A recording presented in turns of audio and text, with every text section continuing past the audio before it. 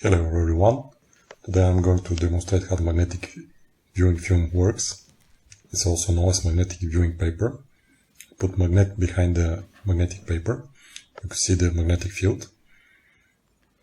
So it's made of millions of tiny magnetic flakes suspended in a clear oil.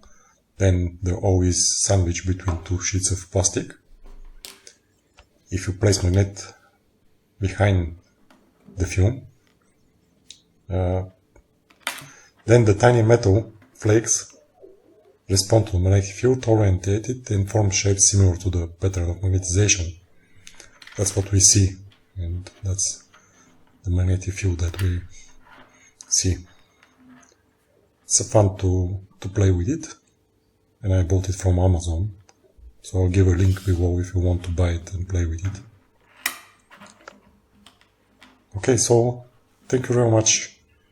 If you like it, you can give a thumb up. And if you want to see more films like this one about physics and some demonstration, then please subscribe to the channel. Bye.